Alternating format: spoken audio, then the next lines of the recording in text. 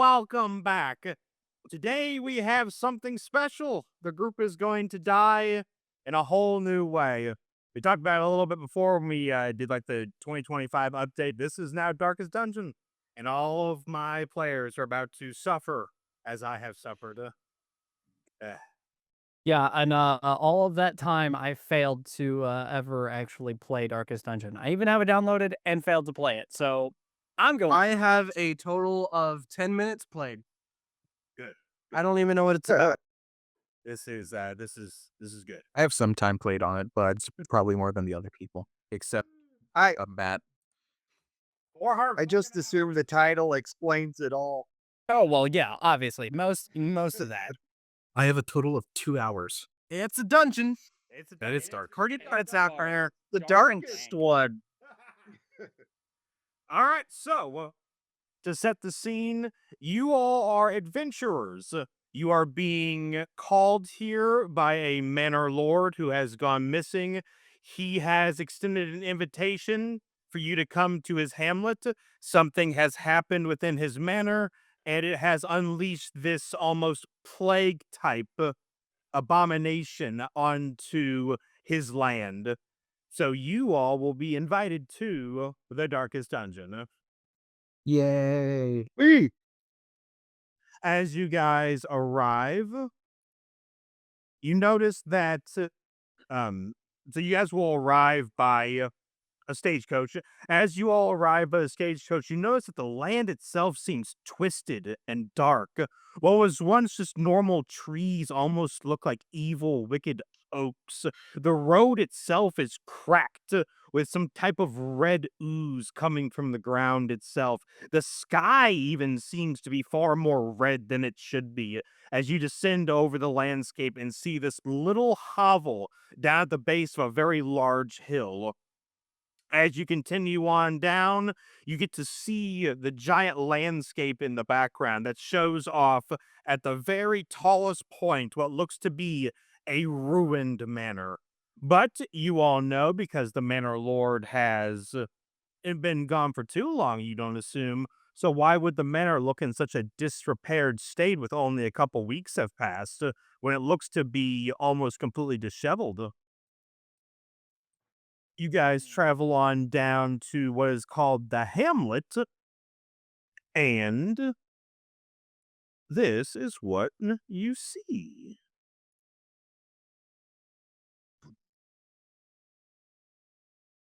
So coming on down to the Hamlet, it basically functions as its own town. It has a brothel, clinic, church, and whatnot, but everything seems to be in a state of just utter disrepair. Only a few residents are still walking around. One of them, an old man, walks up to you. Greetings, adventurers. I am the steward of this place. What brings you here? What the hell happened here? This is our hamlet. You must be the adventurers that our lord hired to deal with the issues at hand. As you can see, John Darkest Dungeon invited us to go in his darkest dungeon. Well, then I would suggest that you avail yourself. Verily, simply a bill. Sorry, there's too many butt jokes. Oh, it's great. No, it's gonna be a lot of butt jokes, especially. So, That was great. guys, arrive at the hamlet. You look around. The place is a ruined, utter mess. The groundskeeper, who is the steward that's walking around with you, he seems to be very decrepit for his age, almost looking like he aged rapidly for some reason. He's taking you around. He goes and shows you the almost inoperable buildings that are scattered around here. You can see the names on top of them because I put them there. Good old MS. Very good job. Great. I thought about trying to describe which fucking building is what, but I figured this would just be faster. Gloria's like, this isn't gonna happen to us, is it? No, you are the stalwart adventurers. You have come here to fight back against the things that have begun crawling around the manor. Yeah, but y'all are kind of looking old and gross. I don't. Old and gross. How dare you? He like puffs himself up. He like turns his head like a rich noble would. And he walks off. Oh, sorry, man. Didn't mean to. I don't know This about you, dude, but this Wow. I don't know about you guys, but this seems like the perfect place to practice my medicine. So There you go. Can help the folks out.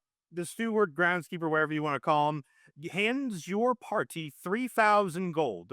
That is basically the upfront Holy that you all agreed to work for to come and do this. Whoa. Wait, he gives us each? It is a combined total for the party. Okay. I was about to say that's a ridiculous amount. That is still a ridiculous amount. Well, you're gonna see very quickly that money is gonna fucking disappear just rapidly. Oh, I'm sure. Yeah, when shit probably costs 4,000, we get 3. So, the person basically says, "All right," and he takes you over to this like makeshift desk in the middle of this town. It almost kind of looks like a foreman's desk where he has the blueprints laid out. And what he is going to show you is the surrounding landscapes. Ooh. So he holds out the map. The hamlet is where you guys are now. The other parts of the full manor is all owned by the same person. The darkest dungeon, obviously, being the manor itself. There are other. Okay, see, when some guy hires a doctor to check out your darkest dungeon, this was not what I was expecting. Well, it's unfortunate because you signed the contract that basically gave your life away. Well, Fight the monsters. So I'm gonna need you to fucking go out there and fight some monsters or die trying. Okay.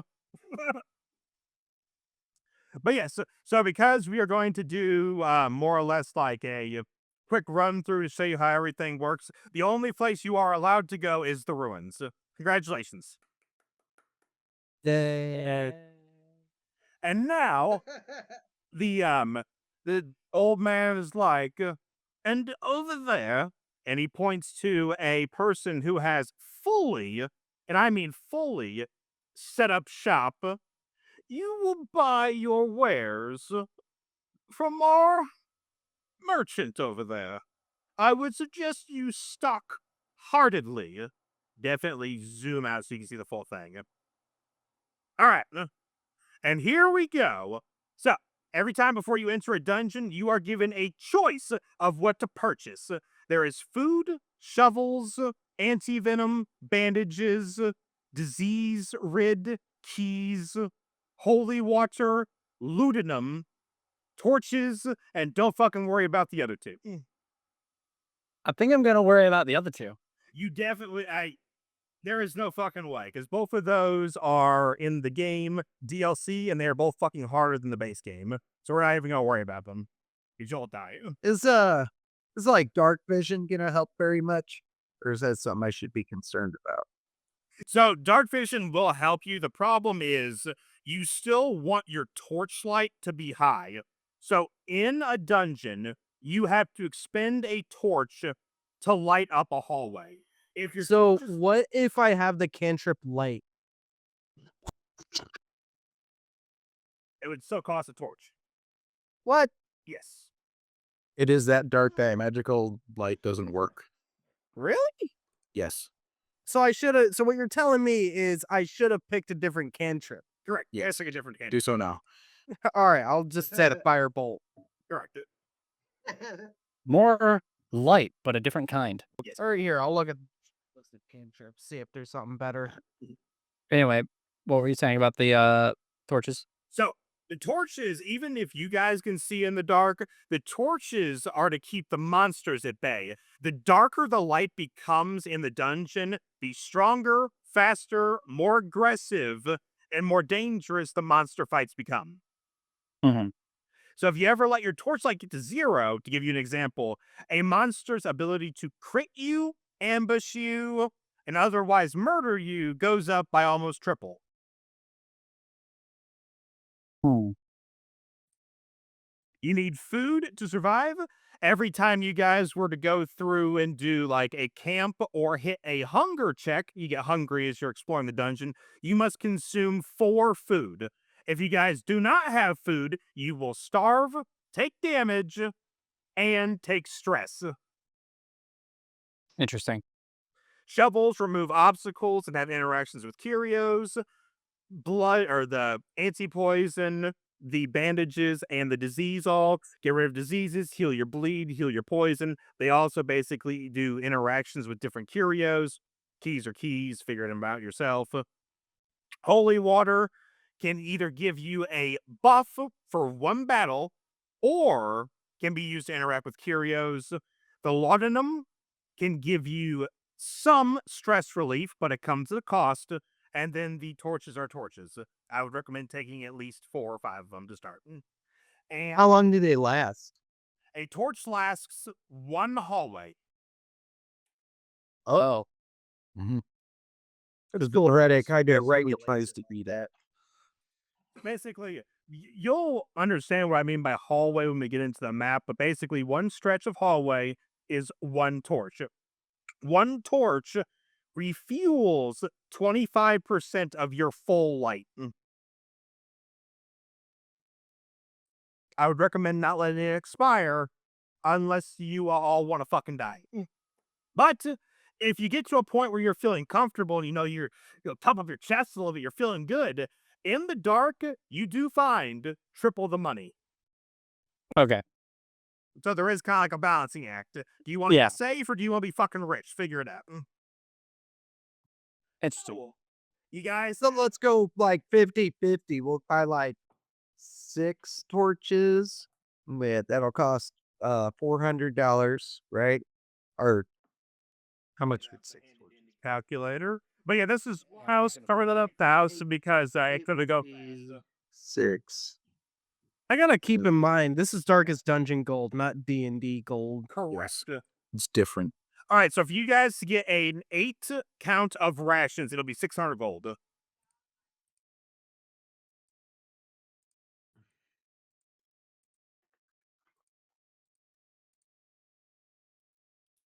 Is that So 6 for 3, or we'll get 2 each like that.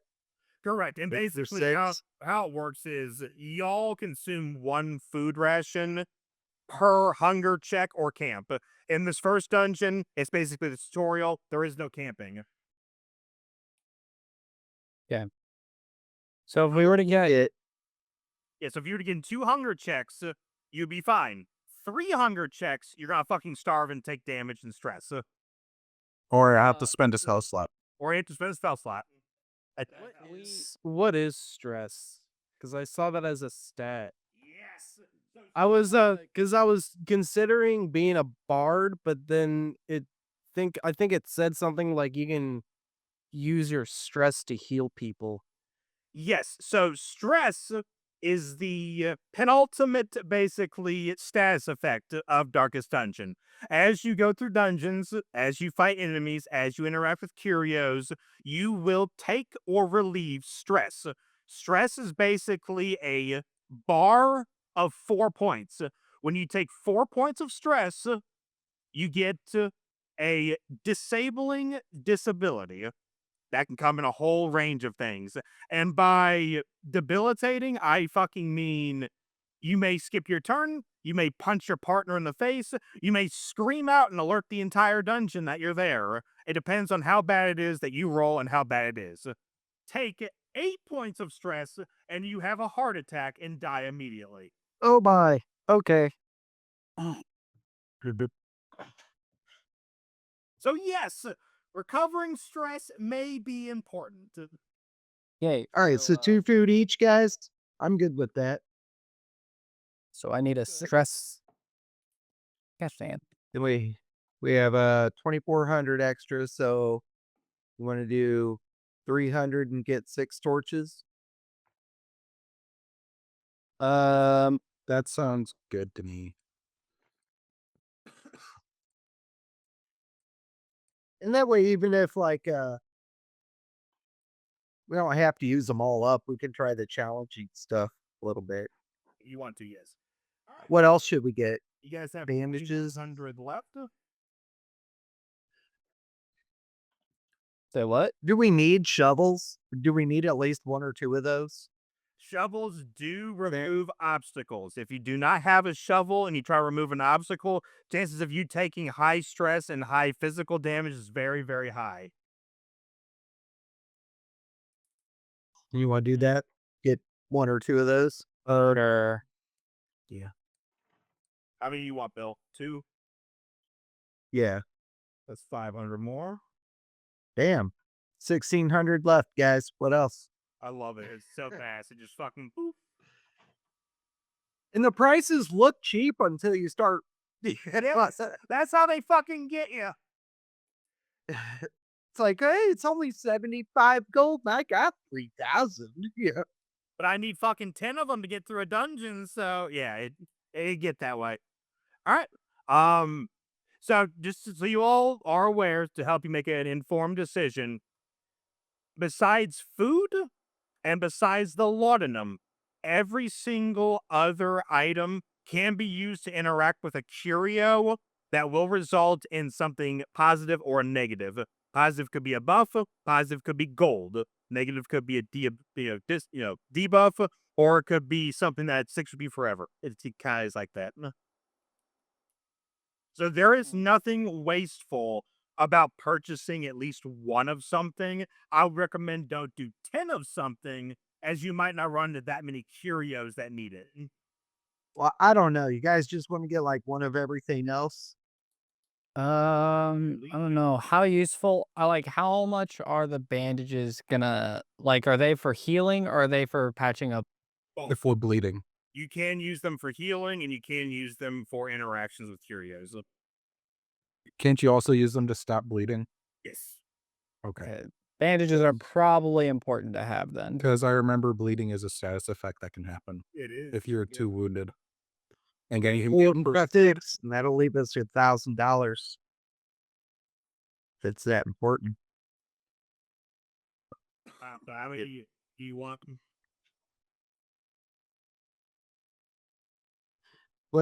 How important is the other stuff? What was the soup looking stuff? The disease cure. By the way, I have an ability once per battle can heal any negative effect, so we can keep that in mind. Oh. Do that to people. All right, so we don't really have to worry about The that. the negative effect, is that with like anybody in my party or just me? Well, keep in mind, you won't have it for the first run through, but you will have it after that. So I don't have my special ability yet. Not We you. only have our Okay. basic class abilities. We don't have the special Wait. abilities yet. No. You do have your special ability. So Yeah, you do have that. One Yeah. negative effect. I was gonna say because I have like lay on hands and Oh, the special ability. Okay. So I have my transformation. yes, sir. Okay. So, yes, a negative effect can be almost anything. That is a bleed, a blight, a debuff. The only thing it will not cure is the disabling disability effects. Those are far worse. But yeah, so say for example, one of you tries to fucking touch a dead corpse, something bad happens to you, you can use your ability to fix that. That's fine. I can touch corpses and nothing will happen to me. That you know. No, it removes negative interactions with corpses and bodies. It's another special ability I have. So keep in mind, the corpse itself, yes, you're not gonna have any negative effects of that. But now, If it's cursed. the corpse coming alive and stabbing you, That too. That could happen. Also, I can't be poisoned. you cannot be poisoned. That does help. I notice all those, but I'm like, shit, this seems a little broken. All right, Bill. If I was you guys, you can probably just do like one of the bandages. Spend the first dungeon's not gonna be that intensive. It's basically just a trial run. Yeah. And this way you won't fucking fully bankrupt yourself. So the way I have it now, 1, 1, 1, 1 leaves you guys with 900 gold. Also, I'm assuming we don't have our camping skills yet. We're sleeping up. There are no yes. I will let you know when there's a camp. But yes, whenever you go to the first dungeon, you will get your camping abilities as well. Okay. All right, so I'm going to go ahead and update your all's gold real quick. Because a lot of my camping abilities seem really powerful. I'm going to tell you now, if you think something seems busted, I'll, probably wonder why and then, freak out a little bit. If you have something overpowered, there's a reason. Okay. All right, so you guys have everything. I have all written down. I will hold you accountable. Oh, yep.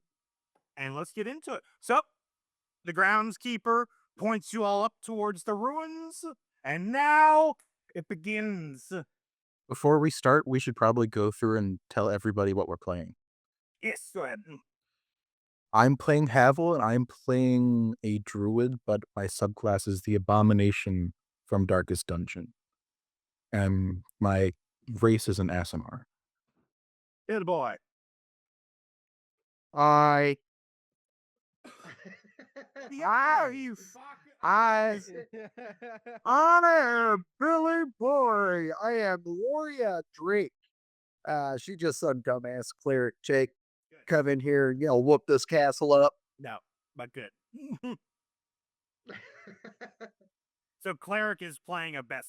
So your subclass is This one has almost zero backstory, unlike most of my other characters that, you're right, like 5 books on. No, I mean that is good. I told these people to not get too attached because if something goes wrong, we will all fucking die. So yes, I am glad.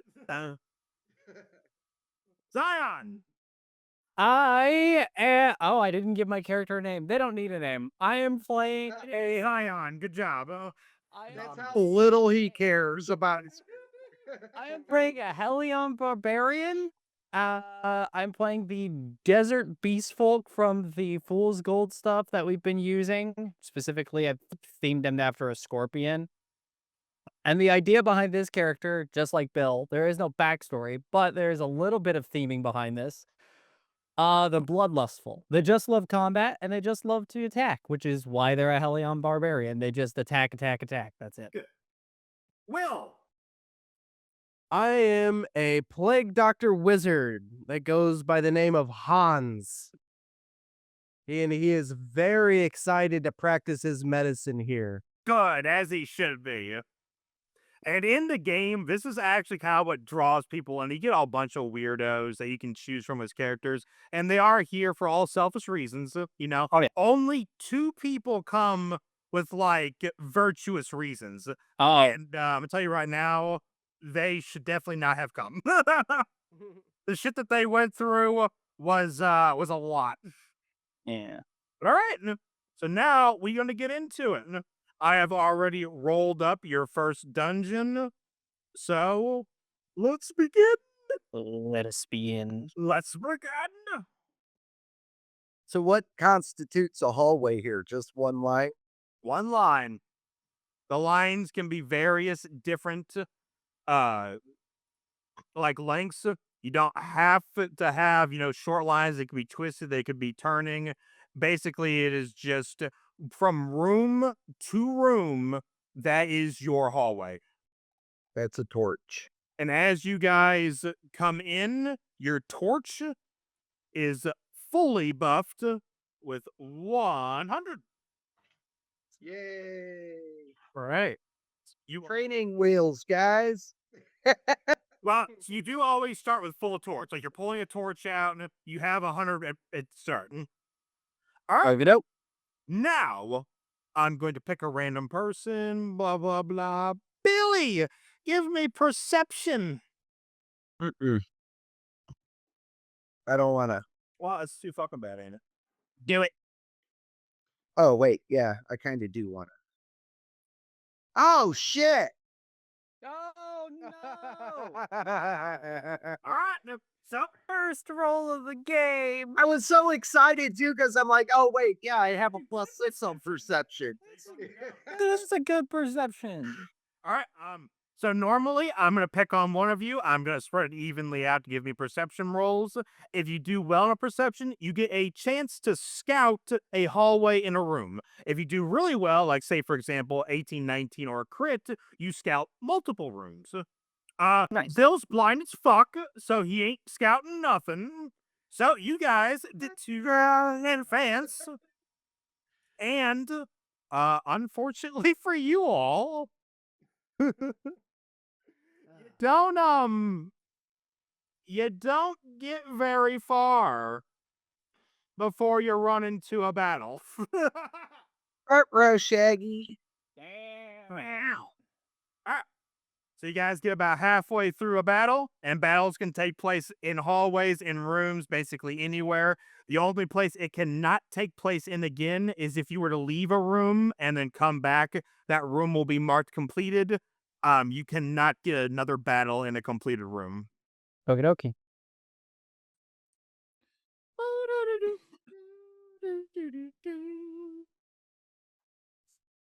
I hope that's all my bad rolls for the day. No. Sometimes D&D Beyond, once it starts rolling bad, it just keeps rolling bad. Oh yeah, D&D Beyond basically takes each player and just decides, I'm gonna give you this style of roll for the entire day. It might Yeah, be you start chaotic, hitting low numbers and it's just a... it might be chaotic and you never know what you're getting. It might be you are either getting a really good roll or a really bad roll, or you're guaranteed one or the other, or guaranteed the middle of it. It's all over the place. It really just decides what it wants. All right, so it's up to you guys. If you want to, you can throw your tokens in here. If not, it's all fine. But basically, your first contest is 2 bone rabble skeletons. Oh, You might have to throw a token in for me because it ain't letting me still. Unless if we don't eat it, whatever. Yeah. This is all just thematic. Basically, I want you to be able to look at the enemies. That way you can target them if you choose to. Yeah. Because you'll learn very quickly there are obviously different threat levels to different enemies. So you'll have to figure out which ones you want to attack first. But here's the sad thing about Bill's role. Because you had no fucking idea, and the enemies got the jump on you, the enemies get to surprise you. So they're going to go first. they'll lie. You know, I like a challenge. Good. Good. I mean, me too. I'm playing a bloodlustful scorpion, but like, come on. All right. Well, yeah, I have night vision. I just like my eyes were adjusting at the time he asked for the roll. I have something I want to talk to you about after this, Matt, Yes. because I have an idea. Maybe I should have taken the alert feat instead of tough. Nah, I'm a It's barbarian. more important. If so, alert works for your character, obviously, but keep in mind that you would only be going first in your line. All right, so what we say, we're gonna do this pretty fast. I'm a barbarian. Tough works fine.